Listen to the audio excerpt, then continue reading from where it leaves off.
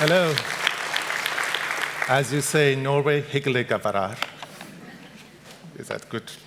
I guess I don't need this because you see my name here. So, in the last few weeks, especially after the death of my dear friend Abbas, the journalist who took these pictures during the Iranian Revolution, I've been thinking about writing my memoir of being a teenager during the Iranian Revolution in the 1980s. I've been reluctant to write another memoir, but the world needs to know far more about what happened in Iran in the 1980s and how the Iranian government and its actions in that decade changed the country and the region forever. The 1980s in Iran are synonymous with mass executions, torture, and restrictions in every aspect of life. Most important of all, the 1980s remind Iranians of the Islamic regime's attempts to force them to become Imam Khomeini's Ummah, a group of Muslims who would follow the Ayatollah blindly and who could be punished for any attempt to diverge from that path. As I think about my teenage years, I can see that the most important challenge of my generation was to keep our individuality intact, to be ourselves, act our age, and protect ourselves from becoming one of them.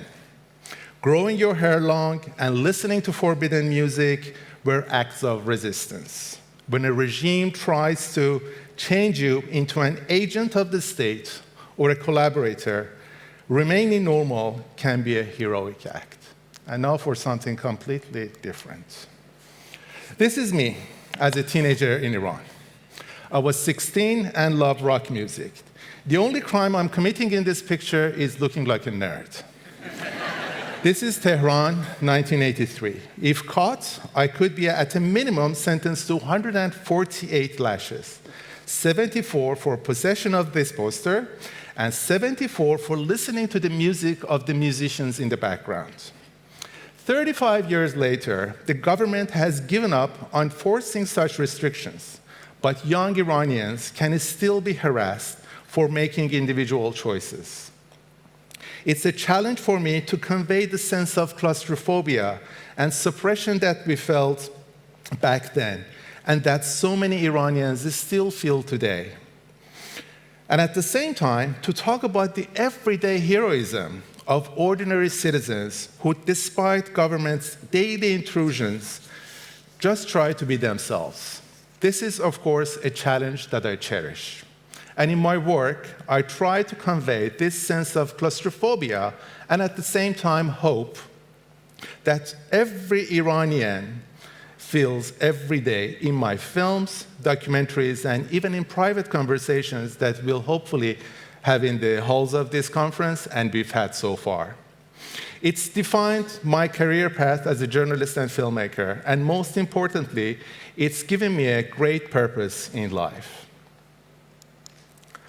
Talking about hope, after 12 years of living in Canada and the UK, I returned to Iran in 1997. It was a euphoric era in Iran. There was a newly elected pro-reform president, Mohammad Khatami, whom you see in this picture. He talked about dialogue between civilizations and bringing down the walls of mistrust between Iran and other nations. In essence, the reform movement was a collective realization by the majority of Iranians that they made a historical mistake in 1979. They did not want to be the subject of a king or an imam anymore. They wanted their rights as citizens of the country. Peaceful reforms also meant that the Iranians implicitly said that the revolution is wrong and they wanted to have an evolution in the country. Of course, the reforms only happened in the parts of the Iranian government where officials are elected. The unelected supreme leader still controlled the Revolutionary Guards and the courts. The regime's schizophrenic nature meant that journalists and other storytellers in Iran had an opportunity to produce meaningful content. Whether they would be jailed for producing that content was not clear, but it was a chance that they were willing to take. Some of the best contemporary films, books, and works of art were created in the time of Khatami's presidency between 1997 and 2005. I personally felt blessed to be working in Iran during those years. I managed to report on the atrocious human rights violations and on drugs and prostitution issues. But I was also interrogated every month by Iran's Ministry of Intelligence. There were cordial interrogations, of course, as cordial interrogations can be. I would be invited to a room in one of the fancy hotels in North Tehran and served imported chocolates, mostly Quality Street. I don't know why Iranian interrogators love Quality Street chocolates. While having tea and chocolate, Quality Street, I would be reprimanded for writing certain articles or making certain films. Sometimes they would revoke my media accreditation, and sometimes they would remind me that they knew where I lived. But then things took a turn toward more repression in 2009. The Revolutionary Guards and security forces violently crushed the Green Movement, people's peaceful protest against the rigged elections that resulted in Mahmoud Ahmadinejad's re-election. Thousands of activists and journalists were arrested in June 2009, and I was one of them.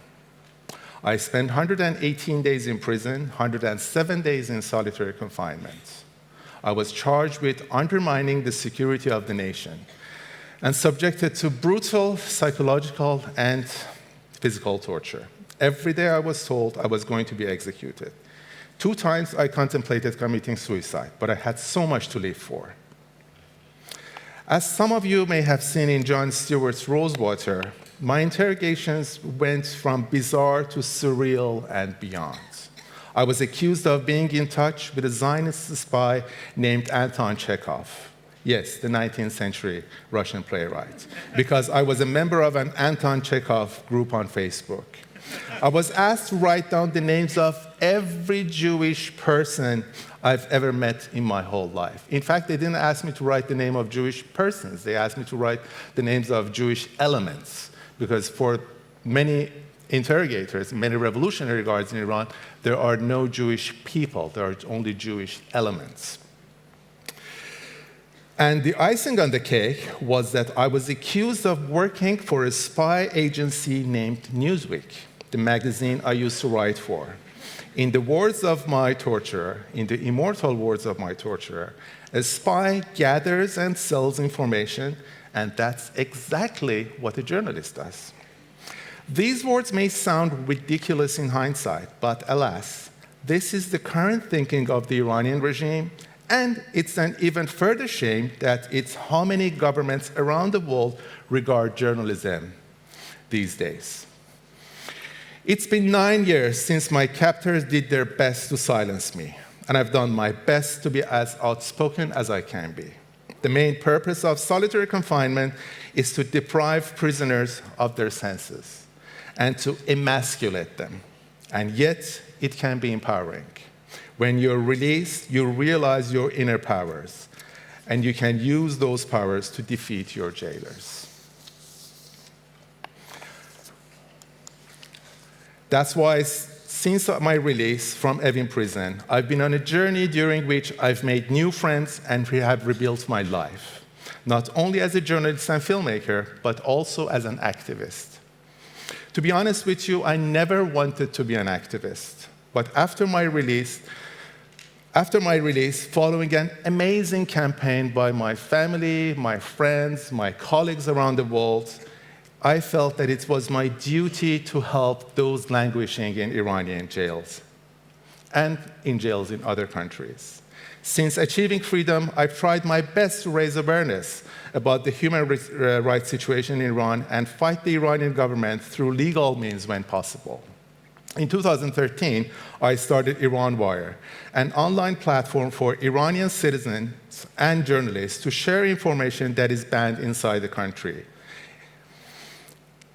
The site is banned in Iran, the site is filtered in Iran, but in a short time, it has become one of the most popular sites among Iranian youth. Through IranWire, we have also been able to mentor more than 900 journalists to date. I've also launched a campaign called Journalism is Not a Crime, which exposes the situation of incarcerated journalists in Iran and their families. The site features a wall of shame that you see in this slide. The wall of shame records every arrest and detainment of Iranian journalists, whether they are detained for a few hours or if they are detained for 5 years or more.